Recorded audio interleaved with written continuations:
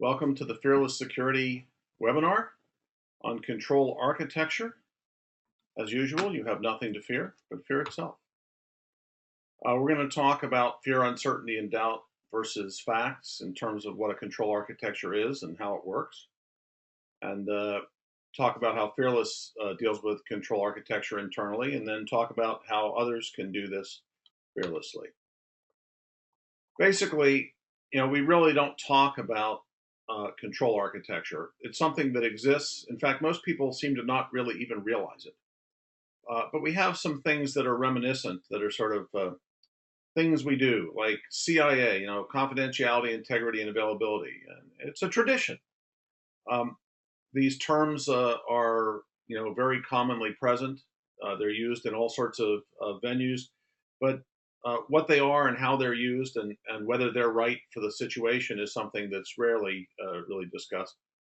Although you won't pass the test for whatever certification you're doing if you can't deal with CIA in that order for some reason.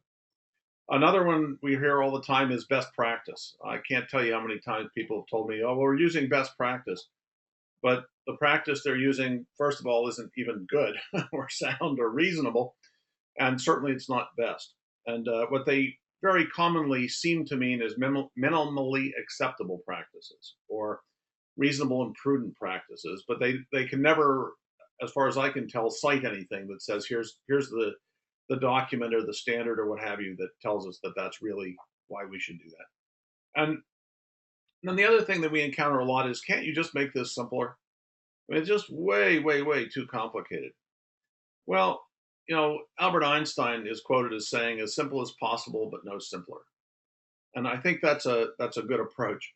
Um, you can only make things so simple. People look at some of my pictures, the diagram on the last slide, for example, and they say it's so complicated. Can't you make it into like three or four bullet points? And I refer them to a diagram for the design of a house. So you look at the architect's diagram for the house, and there's all sorts of stuff on that one page.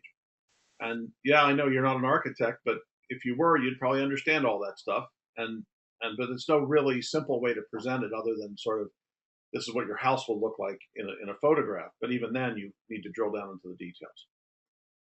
Another one is that this notion of going along to get along.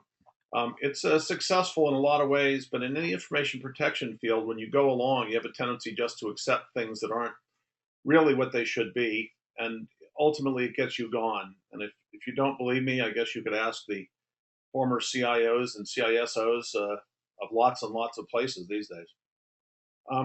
Another one is, like I said, there's no really thing called best practice. You really need to understand why you do what you do. And also, by changing the model, the way you think about things, which is what control architecture is, it's a model. By changing the model, you can have very dramatic effects on having more cost-effective and efficient protection, and just taking a very different perspective on it. So, Fearless, I run a business and I architect protection for folks. The control architecture is this conceptual glue, and we walk through it every time we talk to a client about their protective scheme, and we go through ours periodically. And when you do this, it helps avoid mismatches, reduce costs, and increase your effectiveness, in my experience. And so I want to just talk about it. I'm going to go back to the picture again. Control architecture is this area down here at the bottom left hand and the bottom edge of the picture. And this is not everything that's in control architecture, but it's some of the things that we find most commonly. So I want to walk through the things we commonly find. The first thing we run across is what we'll call protection objectives, and I designate them IACTURS for no particularly good reason other than, they each have a letter that's in the word. Several of them start with, A and C, so it's sort of tough to assign a unique letter. But this is the CIA that you commonly, see in all sorts of documents: confidentiality, integrity, availability. We put them in a different order.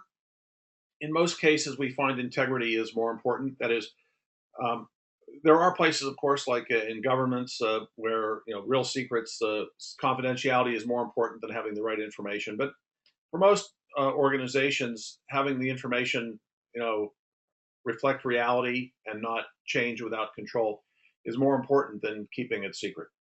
And availability is also very important because the use of the information is its purpose in most organizations. So, but when it comes to control objectives, we really take the horses for courses perspective. Internally, we have integrity, availability, and transparency for our external open content. We prioritize integrity, availability, use control, custody, and confidentiality for business financial data in that order.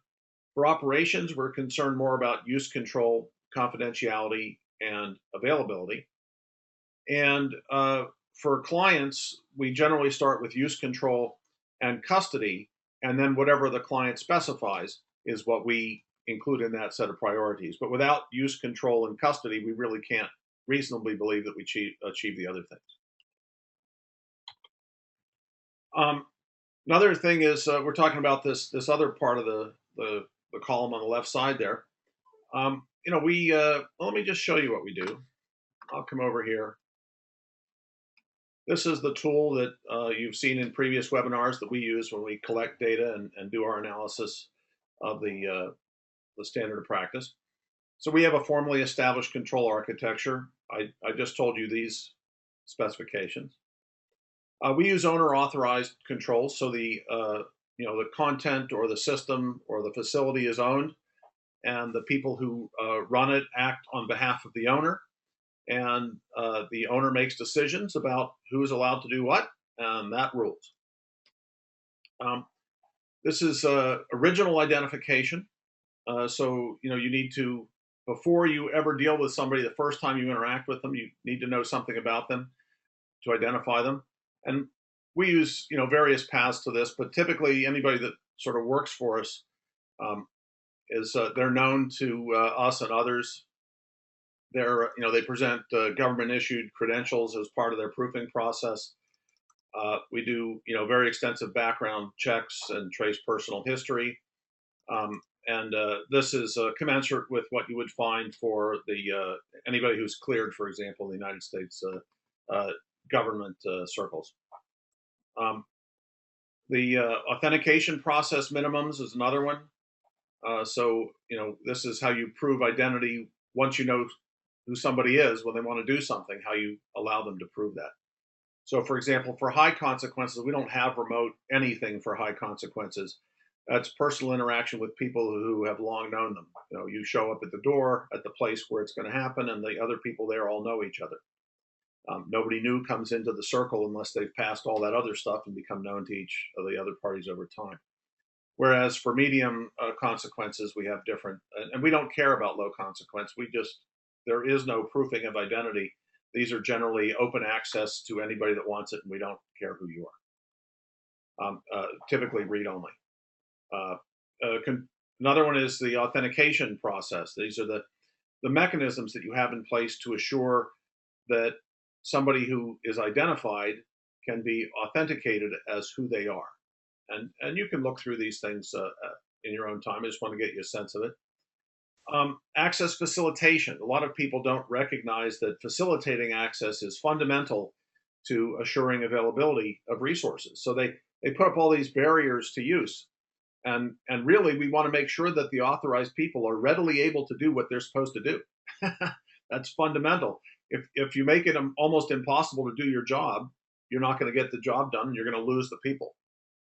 So in this particular case, we have a couple of different schemes, at least, that we use. Unified use control across zones and mechanisms at low granularity. This is basically if you can't physically be at a place, you can't do stuff. And so there are lots of things that you have to be at one of our locations to be able to do, and from anywhere else, it just doesn't function. There's no way to get to it, and we can't get to it unless somebody's there. And then, this other sort of thing is a different process that we use for facilitation for remote access. And you can't access all the same things remotely as you can access locally. This is a trust model. Another thing that, people typically don't think through, but if you do think it through, then you can create the mechanisms and then drive the rest of your technology based on what you want. So this is sort of the generic statement, and this is the particulars of what we do. The basis of trust that we use. Um, Change management. There's a whole bunch of different ways to do change management, but we don't, for example, ever just let change happen and hope we can handle it. It's just not in our regimen, and we operate typically at either the defined or the managed level of maturity for an organization. And we won't operate, for example, you can see here, we won't operate high risk at any level below defined. You have to be managed to even be able to do it. And it's the same for we create and update this thing periodically as well as on an as needed basis. So that gives you a sense of what we do. And so we're going to start talking through what others might reasonably do. That is how you can do it fearlessly. What we do and what we advise clients to do is apply the standard of practice. The standard of our standard of practice is a little bit of a misnomer. It's not a standard. That it's not something you follow. It's not agreed to by an international standards body, and it's not really a practice. It's not something that you do. It's really a baseline of practice. It helps to define the decision-making process that you should use and that we use. And it's all open source. It's available. You go to all.net, you click on protection, and you click on the standard of practice, and you can look through the different parts of it. And we use it ourselves. We use it to help our experts. And part of the reason is, the best expert in the world can't remember everything involved in information protection and reliably come to the same conclusions on the same basis time after time after time. Now, that doesn't mean we abandon expertise, right? What it helps us do is ask a reasonably comprehensive set of questions, codify responses consistently using a defined language, so we're not sort of using terms willy-nilly. It helps provide a predefined basis for guiding decision making, but also the people, identify variances from the baselines, and so do the clients. So it's not something that you should apply in a rote manner. It's something you need expertise. You look through it, you consider it, and if your situation doesn't fit, you do something different. And in fact, when it doesn't work for the situation, we adapt. And if it's something that's unique to that organization, then we'll adapt it for that organization. If it's something we think is going to happen somewhere else, or if it's something that happens more than once, then we'll consider updating the standard of practice, because the standard of practice should reflect, the reality of the advice that is reasonable and prudent to give. So the standard of practice, as you saw me run through the current situation for us, it deals with the inception. At some time, you have to either decide to make a control architecture explicit. In other words, identify what all these things are, decide what to do and start doing it, or not. And if you're not going to do it, then forget this stuff and go the other way. We think you need to make decisions about priorities and document the decisions and the reasons that you make them. We think you have to apply different things for different risk profiles, although there's a trade-off, because it costs more if you have a lot of risk profiles to do a lot of different things. You might choose a smaller number. You want to integrate with your management processes, communicate it to the technical and other folks, and apply it uniformly when you implement it. And let's do it this way.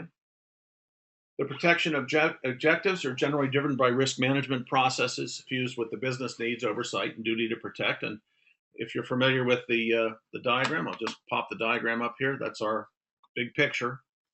How the business works: oversight, risk management, security management. Protection objectives are over here, and then the technical implementation fits within that overall context, right? So the objectives are driven this way.